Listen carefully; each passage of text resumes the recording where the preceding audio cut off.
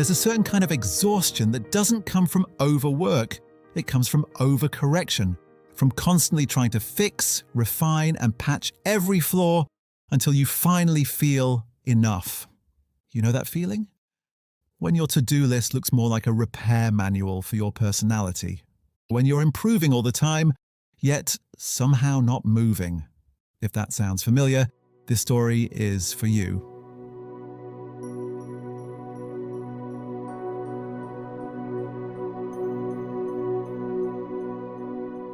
Let me tell you about Emily. Emily was good at her job. Maybe too good. The kind of person who could do a bit of everything. Design, data, coordination, presenting. Her calendar was packed. Her energy stretched thin, but she was proud of being dependable. Her team loved that she could adapt, but behind the calm smile, she felt something quietly breaking. Every task demanded a version of her that didn't come naturally. Every weakness became a new goal. She'd scroll through LinkedIn, see growth mindset posts and think, right, I just need to keep fixing myself. And so she did. Every flaw became a project, every strength a side note.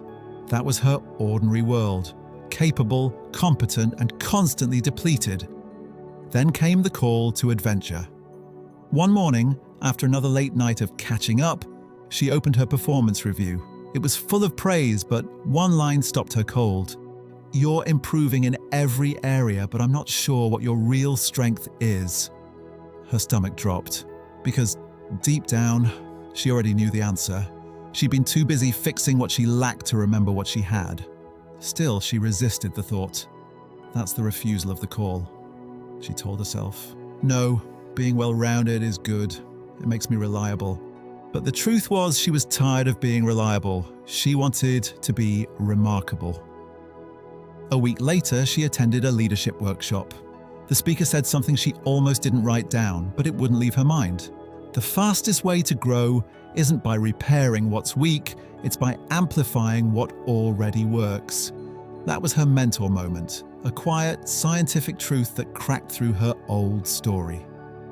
That night, Emily opened her journal and wrote, "What if I stopped fixing myself and started using what makes me powerful?" She circled the words, "started using." And for the first time in a long time, she felt curious instead of guilty. That was her crossing of the threshold. She began paying attention. When did she feel alive? What tasks made time disappear? She noticed a pattern. She thrived in storytelling and strategy. When she communicated ideas, people listened. When she helped others see the bigger picture, things clicked. So she decided to test it.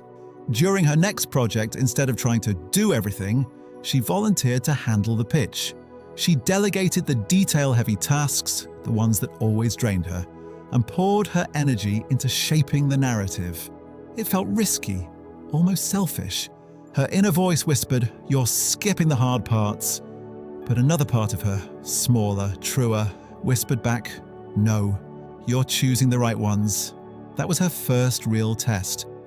The day of the presentation, she stood in front of the room, heart pounding, and spoke, not perfectly, but powerfully. Her story moved people. Her message landed.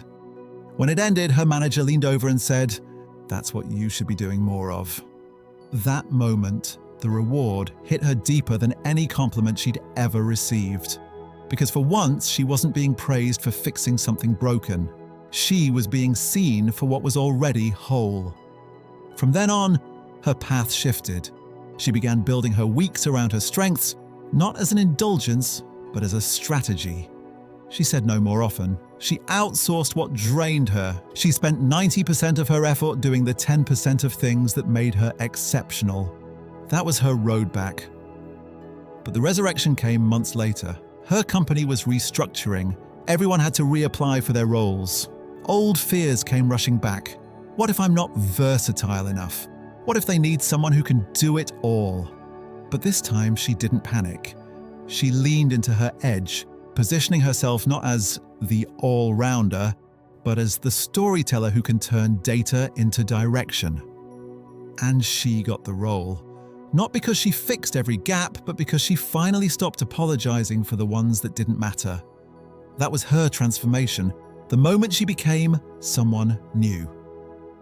Now, when people ask her what changed, she just smiles and says, "I stopped wasting time on what I'm bad at."